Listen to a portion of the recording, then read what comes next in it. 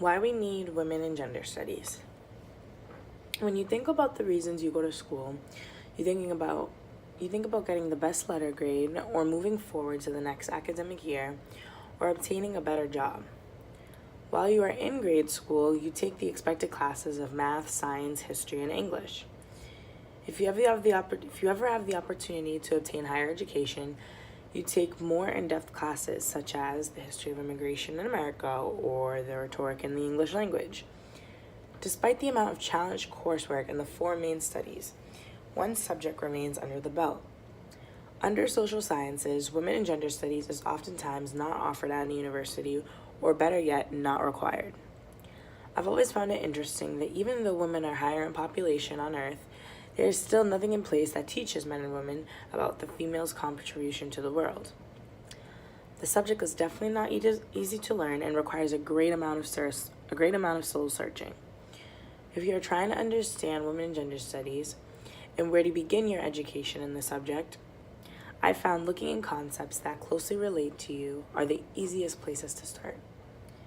Although women and gender studies contains a variety of themes and ideas, I find that as a society, we struggle to understand gender roles and intersectionality. Understanding the issues or problems within these themes will better the understanding of why we need women and gender studies taught in classrooms in the first place. When we think of gender roles, we don't think about how they impact our daily lives. They are living and breathing within us, and subconsciously we enact them every day. From the time we are born, we assume these socially constructed roles. Notice that at a baby shower, newborn boys are symbolized with blue colors while girls are represented with pink.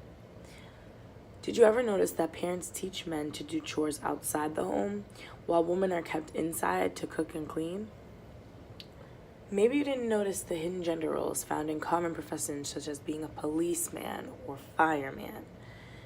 It's no secret that we live in a patriarchal society, and for historical reasons, women have been and are still being oppressed. Social science professionals have often discussed what gender truly benefits from these gender roles. The truth is, no one does. Gender roles do not protect men or women, but rather limit their possibilities. Whenever I think about gender roles, I can't help but reference Chimamanda Ngozi Adichie. She's a Nigerian writer who created many novels, short stories, and nonfiction. She is famously known for her powerful TED Talk speech on why we should all be feminists. I appreciate that instead of simply stating problems within society, she offers a solution that I personally agree with. The words stuck to my core, and I'm happy to share them with you. She states, I would like today to ask that we begin to dream about and plan for a different world, a fairer world, a world of happier men and women who are truer to themselves. And this is how we start. We must raise our daughters differently. We must also raise our sons differently. We do a great disservice to boys on how we raise them.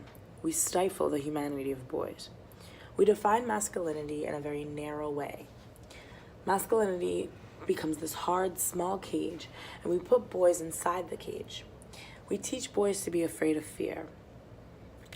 We teach boys to be afraid of weakness, of vulnerability. We teach them to mask their true selves because they have to be, in Nigerian speak, a hard man. We teach girls to shrink themselves, to make themselves smaller. We say to girls, you can have ambition, but not too much. You should aim to be successful, but not too successful, otherwise you would threaten the man. Her words show that in order to change the rules that trap our abilities, we must start by structuring a generation that is not defined by such rules. I find the upkeep of gender roles to be exhausting and hard to maintain. It is an equal struggle for both men and women. To gain a better understanding and realize the negative effects of gender roles, it's important to have women and gender studies incorporated in the education system from early on and above. In doing this, not only is it a platform created for change, but there is now an open dialect on what we expect for ourselves. It serves as an opportunity to encourage men and women to step outside of their assumed roles. How can men and women see themselves in different professional positions or in different positions within the home if they are not exposed to the different roles? Women and Gender Studies is the exposure. Intersectionality is another major component of women and gender studies. Believe it or not, it is often talked about without people even knowing what it genuinely means. Originally coined by Kimberly Crenshaw, a civil rights activist and writer, she defined it as the overlapping or intersecting social identities, particularly minority identities, and how they relate to systems and structures of oppression, domination, or discrimination. To put intersectionality into context, using the media as an example of the theme "not at work" serves best. We can't think about 2016 or 17 without mentioning the countless deaths and injuries of African Americans at the hands of police brutality. There was constant media coverage of slain African American men on television. Trayvon Martin, Mike Brown, and Eric Gardner are all names that many of us are familiar with. But ask yourself, do you know Michelle Kusix, or Tanisha Anderson, or Aurora Rosser, or how about Megan Hockaday? These are all women who have been victims of police brutality within the last 2 years. Yet they have received no media coverage. Intersectionality helps explore the idea that yes, there's a problem with African Americans and police brutality, but how are women represented in the overall struggle? Women are forgotten in this case, despite sharing similar issues with their male counterparts. They hold more than one oppressed identity, being Black and being a woman. The concept of intersectionality allows a person to have more than one identity.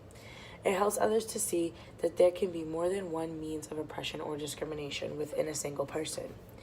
There are different lenses that a person can look through life at.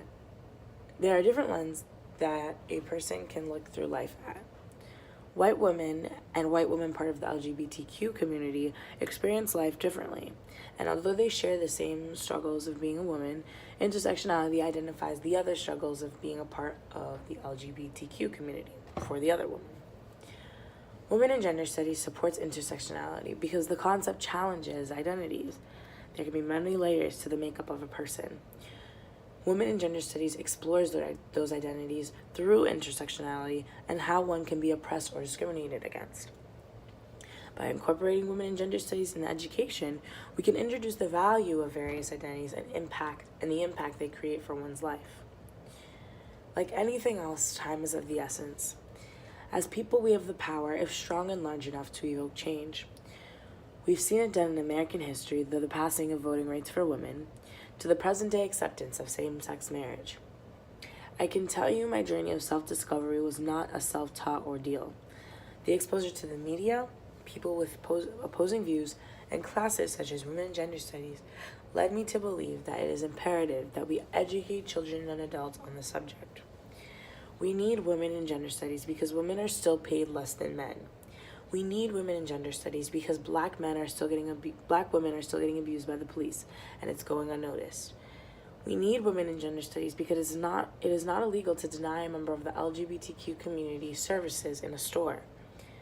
With all of these forces keeping men and women down, we need to equip ourselves to build a future without fear of our personal identities being threatened. I challenge those that read this essay to think about where we are in the issues of today's society. Are we socially progressing? Are we neglecting tradition? Are we accepting change? These are all the questions that simply don't fit in math or science. They need a foundation to build off of. Women in Gender Studies is the platform to evoke dialect, encourage reflection, and propose new ideas in our developing society. We need women in gender studies because it contributes to the longevity of men and women, a concept that even the most conservative individual can agree with.